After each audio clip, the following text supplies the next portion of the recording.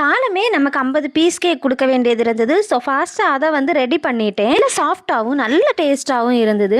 இந்த piece cake பண்ணும்போது எனக்கு கிறிஸ்மஸ் ஞாபகம் தான் வந்துட்டே இருந்தது. உங்களுக்கும் பீஸ் கேக்ஸ் வேணும் அப்படின்னா மறக்காமல் நீங்கள் ஆர்டர் பண்ணிக்கோங்க. நெக்ஸ்ட் கேக் வந்து அனிஷாக்கு தான் ஆர்டர் பண்ணியிருந்தாங்க. 1/2 kg பட்டர்ஸ்காட்ச் கேக் சும்மா வீட்டில் சாப்பிட்றதுக்காக தான் வாங்கியிருந்தாங்க. இந்த cake 1 kg rich white forest cake தான். மினி மேம் தான் ஆர்டர் பண்ணியிருந்தாங்க, அம்மா கூட ஒர்க் பண்ணுற மேம். ஸோ அந்த கேக்கையுமே வந்து சூப்பராக பண்ணிட்டோம். இது வந்து ஒரு கஸ்டமைஸ்டு கேக் தான். லாஸ்ட் மினிட் ஆர்டர் ஆனனால கொஞ்சம் சேஞ்சஸ் மட்டும் இருந்தது.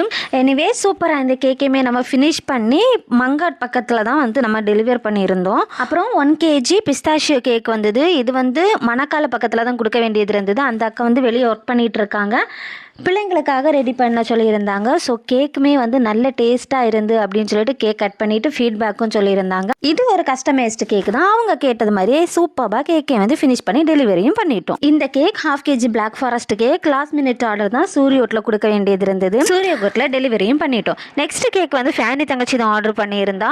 1/2 kg ஒயிட் ஃபாரஸ்ட் கேக்.